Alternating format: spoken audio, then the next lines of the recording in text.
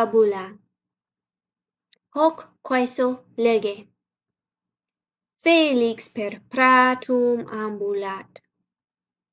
Primum ramum videt. Felix dicit, ramus pars arboris est. Deinde folium videt. Felix dicit, folium pars arboris est. Postea corticem videt. Felix dicit, cortex pars arboris est. Radices quoque videt. Felix dicit, radices partes arboris sunt. Tum florem videt. Felix dicit, flos pars plantae est. Etiam caulem videt. Felix dicit, caulis pars plantae est. Viam quoque videt. Felix dicit, via pars urbis est. Deinde januam videt. Felix dicit, janua pars domus est. Postea fenestram videt.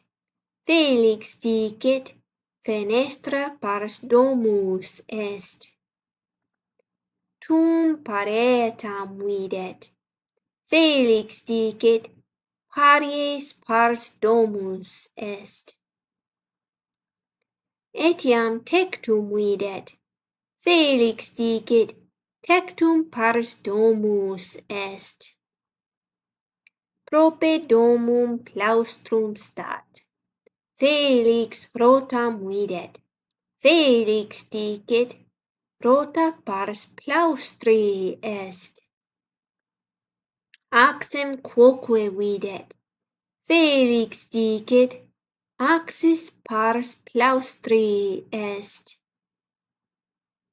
Gaius Julius Caesar scribit, Gallia est omnis divisa in partes tres. Subito Felix alas videt. Felix dicit, alae partes vespertiliones sunt. Tum caput videt. Felix dicit, caput pars canis est. Ferox magna voce clamat, minime, alae mei corporis partes sunt, caput mei corporis pars est, pedes quoque mei corporis partes sunt. Felix clamat, eheu monstrum est. Felix celeriter fugit. Finis. Hoc quaeso lege.